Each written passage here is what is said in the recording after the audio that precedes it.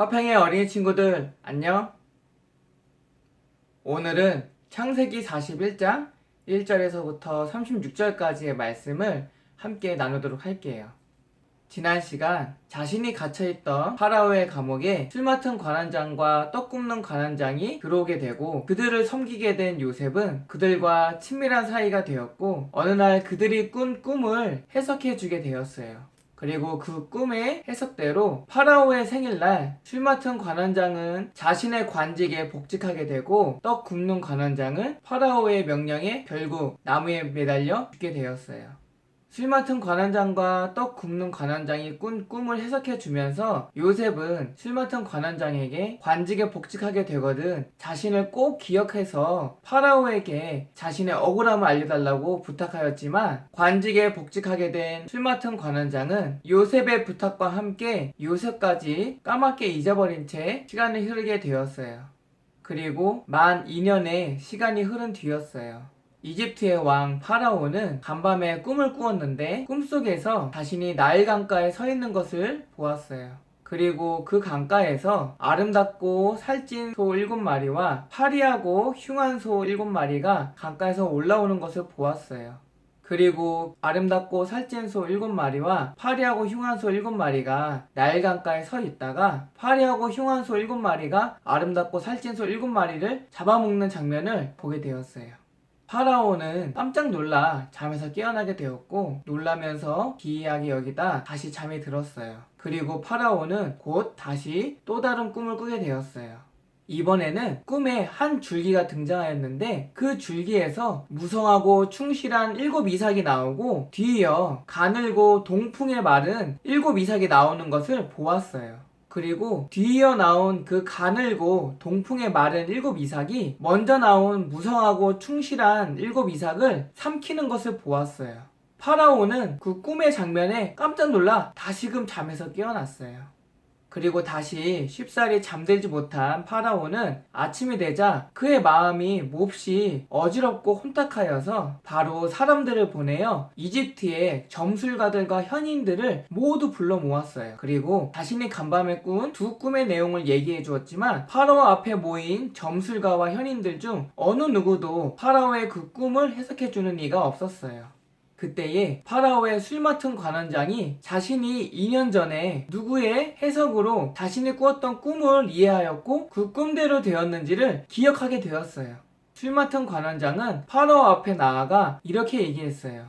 파라오여, 제가 너무나 중요한 사실을 잊고 있었습니다. 그로 인해서 파라오께서 마음에 근심이 있음에도 불구하고 그것을 즉시 해결하지 못하고 파라오께 제가 죄를 짓게 되었습니다. 파라오여, 2년 전에 제가 파라오의 분노로 말미암아 떡 굽는 간원장과 함께 파라오의 감옥에 갇힌 일이 있었습니다. 그때 저와 떡 굽는 간원장이 한날에 같이 꿈을 꾸게 되었는데 꿈의 내용이 너무 기이하였지만 도통 해석할 수가 없었습니다. 그때 파라오의 감옥에 갇혀있던 우리와 함께 갇혀있던 청년이 있었는데 그는 파라오의 친위대장의 종된 히브리 사람이었습니다. 그가 우리의 꿈 얘기를 듣더니 우리의 꿈을 해석해 주었고 그 해석대로 저는 파라오의 은혜로 다시 관직에 복직하였고 떡 굽는 관원장은 나무에 매달려 죽게 되었습니다.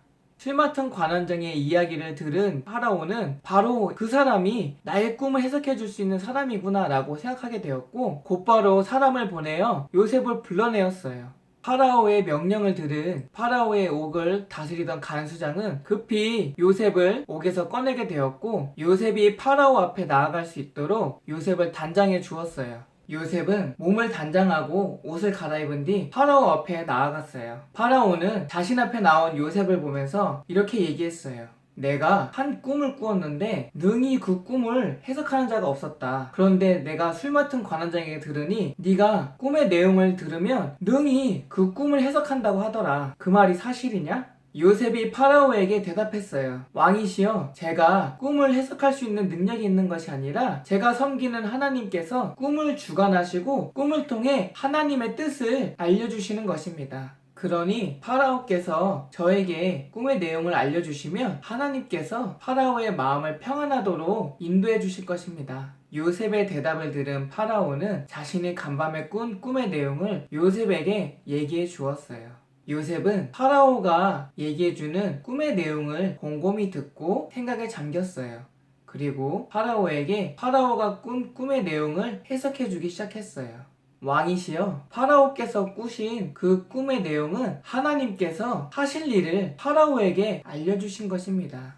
파라오께서 꿈을 2번 꾸셨지만 그 꿈은 하나의 의미를 담고 있습니다. 7 좋은 소와 7 좋은 이삭은 7해를 나타내고 파리하고 흉한 7 소와 동풍에 말라 속이 빈 7 이삭도 7년을 나타내고 있습니다. 앞서 얘기한 좋은 소와 좋은 이삭은 풍년을 의미하는 7년을 얘기하고 있습니다. 그리고 뒤이어 나오는 흉한 소와 속이 빈 이삭은 흉년의 7년을 의미하고 있습니다. 다시 말해 앞으로 이 이집트 땅에 7년의 풍년이 있을 것이고 뒤이어 곧바로 7년의 흉년이 있을 것입니다. 7년의 흉년은 앞서 있었던 7년의 풍년을 잊어버릴 정도로 극심한 흉년이 될 것입니다. 파라오께서 꿈을 2번에 걸쳐 꾸셨다는 것은 하나님께서 이 일을 반드시 실행하시겠다는 뜻이니 파라오께서는 명철하고 지혜 있는 사람을 택하시어 이집트 땅을 다스리게 하시고 풍년이 있는 7년 동안 나라 안에 감독관들을 두어 그들로 하여금 흉년을 대비하여 모든 소산물의 5분의 1씩을 거두어 각 성읍에 저장하도록 명령하시고 흉년을 대비하시길 바랍니다. 그리하시면 이집트 땅에 임할 극심한 7년의 흉년에도 이집트가 결코 망하지 아니할 것입니다. 오늘의 이야기는 여기까지예요. 다음 시간에는 요셉의 해석을 들은 파라오와 관리들이 그 해석을 듣고 어떻게 반응하는지, 그리고 요셉은 꿈을 해석한 대가로 어떠한 평가와 대가를 받게 되는지 같이 살펴보도록 할게요. 그럼 우리 친구들 다음 이 시간까지 건강하고 밝게 하나님 말씀 안에서 무럭무럭 자라나는 하루하루 보내길 바래요. 우리 친구들 다음 이 시간까지 모두 안녕.